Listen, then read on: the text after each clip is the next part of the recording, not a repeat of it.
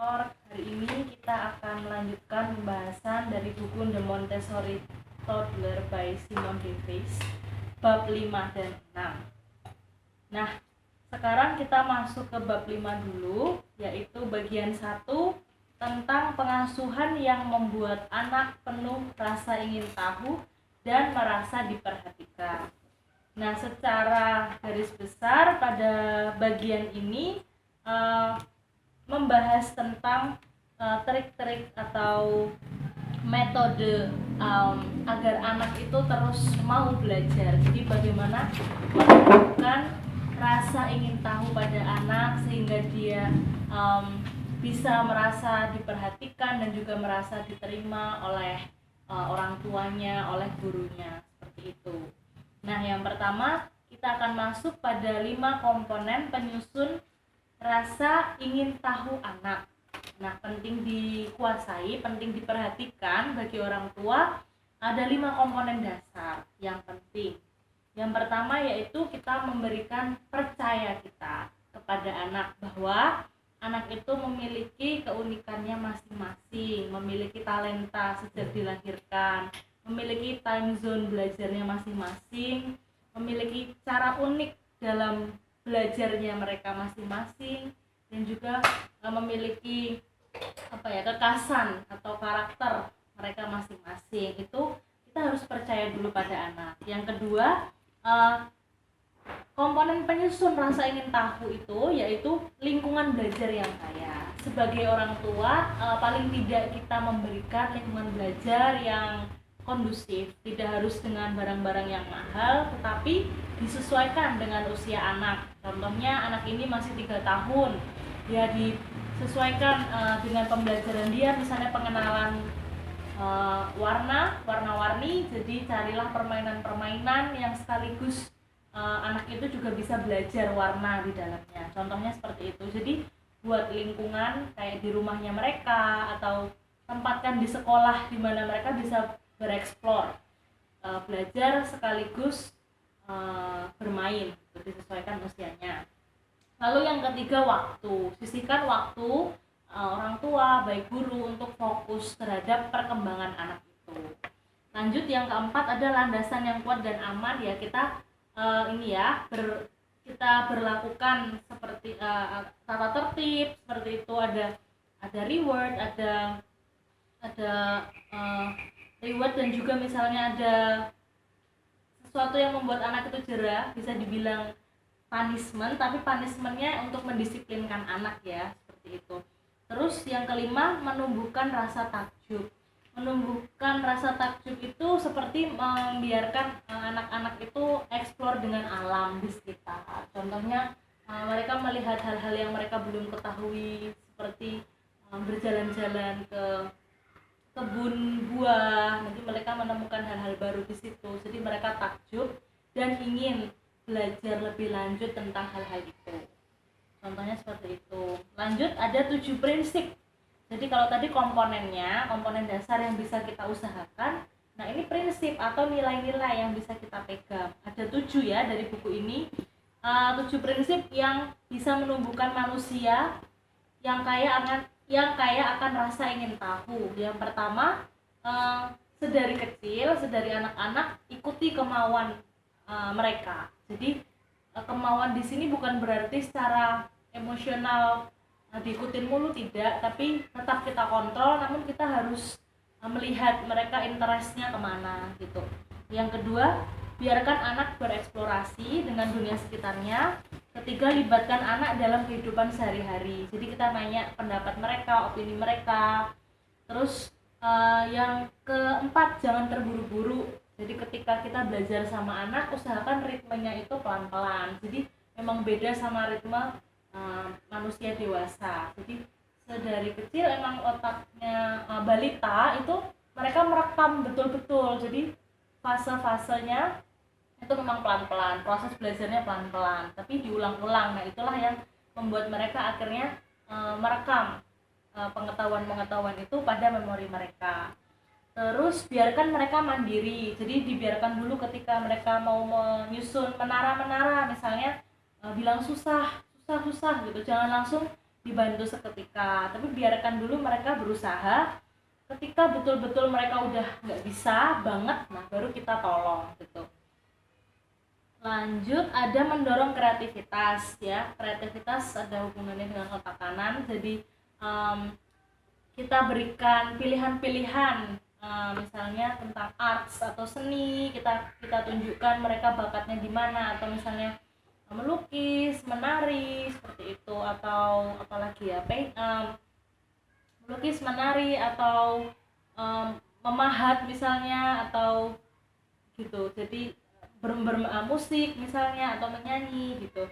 Jadi kreativitas seperti itu, tapi tidak hanya tentang bakat ya, ada juga kreativitas lain, contohnya membuat ini manik-manik gitu-gitu. Jadi biarkan mereka ini mengembangkan kreativitasnya mereka. Nah, nantinya kreativitas ini bisa diadopsi ke kehidupan realnya mereka, kehidupan sosialisasi. Jadi bisa problem solvingnya juga terbentuk ketika kreativitinya juga berjalan. Terus yang terakhir, prinsip yang ketujuh, biarkan mereka menunjukkan kepada kita. Jadi kita tunggu hasilnya mereka seperti apa, kita terima gitu. Jadi apapun, misalnya result hasil belajarnya mereka seperti apa, kita lihat perkembangannya seperti apa, kita harus terima dulu ketika mereka mau nunjukin apapun hasil yang udah mereka karyakan gitu. Lanjut, ada bagian selanjutnya, yaitu subbab tentang pengamatan pada anak. Nah, ini yang bisa diamati dari orang tua. Yang pertama yaitu keterampilan motorik halus dan motorik kasar ya, itu ada kaitannya dengan gerakan-gerakan mereka.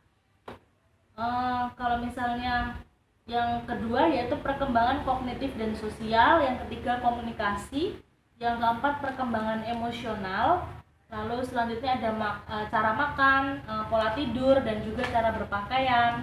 Lalu yang terakhir kemandirian dan observasi diri. Jadi bagaimana mereka tahu tentang mereka itu siapa, lebih mengenal diri sendiri, kepribadiannya seperti apa. Oke, baik teman-teman, kita lanjut ke bab 5 bagian yang kedua, yaitu menerima anak kita apa adanya. Yang pertama, kita akan membahas tentang memberi anak perasaan dimiliki atau diterima ya, seperti yang sudah saya bahas sebelumnya.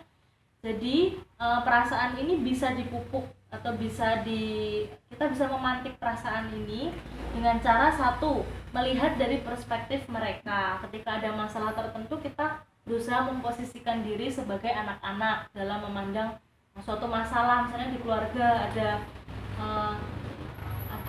piring yang jatuh, pecah karena kena kucing gitu.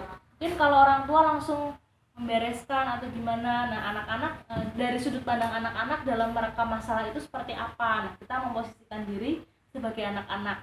Nah, ketika ada masalah-masalah kecil di keluarga. Yang kedua, menerjemahkan untuk mereka. Contohnya anak-anak kok tiba-tiba nangis, guling-guling. Nah, menerjemahkan ini bukan berarti dari bahasa, tapi dari gesturnya mereka. Ini berarti dia tandanya mau apa. Misalnya tiba-tiba nangis guling-guling, oh mungkin dia ngantuk, oh dia mungkin lapar kayak gitu, atau dia butuh refreshing, jalan-jalan gitu.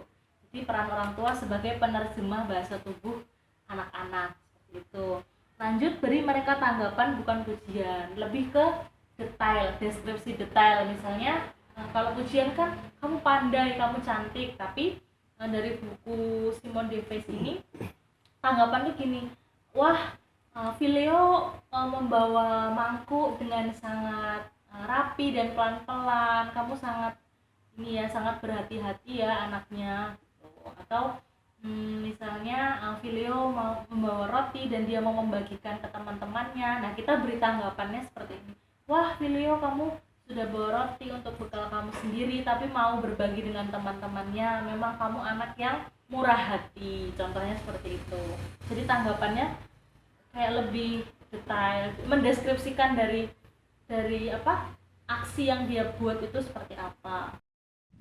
Komponen yang keempat dalam memberi anak perasaan dimiliki dan diterima, yaitu hindari peran dan label. Jadi kayak kita sudah judge anak dari kecil, dasar kamu anak anak bodoh atau anak pemalas gitu. Jangan, sebagai orang tua atau guru, jangan diulang-ulang kata-kata seperti itu, karena anak-anak sedari umur mereka masih kecil itu sangat terekam, jadi nantinya berpengaruh pada kepercayaan diri mereka. Nanti mereka selalu merasa pemalas terus dan tidak mau berusaha, padahal mereka itu sama-sama memiliki kesempatan untuk merubah kebiasaan-kebiasaan mereka menjadi lebih baik gitu. Oke, sekarang kita masuk ke bab 6. Singkat saja, yaitu lebih ke memupuk kerjasama dan tanggung jawab pada anak kita. Yang pertama itu yaitu menumbuhkan rasa kerjasama. Itu ada 5 komponen. Yang pertama, kita bisa menumbuhkan perasaan kerjasama, kayak bersosialisasi ya, nantinya resultnya lebih ke mereka akan lebih mudah bersosialisasi sama masyarakat. Itu yang pertama. Kita bisa mengajak balita untuk memecahkan masalah bersama di dalam rumah. Yang kedua, melibatkan anak dalam memberikan pendapat ya. Lalu yang ketiga, berbicara dengan cara yang membuat mereka mendengarkan, yaitu dengan kata-kata positif, penuh dengan hormat, dan juga kita memberikan lebih banyak contoh-contoh tindakan yang akhirnya bisa mereka lihat gitu daripada kata-kata. Terus mengatur harapan, yaitu kita mengatur ekspektasi kita, jadi tidak boleh terlalu tinggi ekspektasi kita ke anak-anak kayak gitu. Oke, lanjut, yaitu ada pendekatan Montessori. Nah, ini paling cocok karena pendekatan Montessori itu mengedepankan eksplorasi anak, tidak menggunakan ancaman, paksaan, sogokan, atau hukuman gitu. Nah, yang pertama, memecahkan masalah bersama balita. Ini sebab dari poin yang nomor 1, cara memecahkan masalah bersama balita itu membuat daftar ya kepada anak kita, kayak masalah misalnya piring belum dicuci, berarti solusinya apa, harus dicuci. Atau mainan kok berantakan, berarti nanti kalau bermain lagi harus dikumpulkan mainannya gitu. Lanjut, cara melibatkan anak dalam ini pendapat ya. Yang pertama, memberikan pilihan-pilihan yang sesuai dengan usia mereka. Lalu beri mereka informasi yang faktual tentang dunia sekitar seperti apa.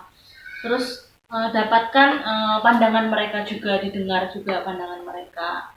Lanjut, ada cara berbicara pada anak agar mereka mendengarkan. Jadi poin yang ketiga tadi, menggunakan bahasa positif, menggunakan humor, sesuaikan bahasa dengan anak-anak, tunjukkan lebih banyak tindakan kita yang baik daripada kata-kata, daripada menyuruh, lebih baik kita memberi contoh. Jadi kayak kita mengerjakan pekerjaan rumah, nanti anak-anak akan menilai, oh berarti mau papa aku ini rajin gitu, daripada menyuruh mereka, ayo kamu harus jadi anak rajin ya, seperti itu.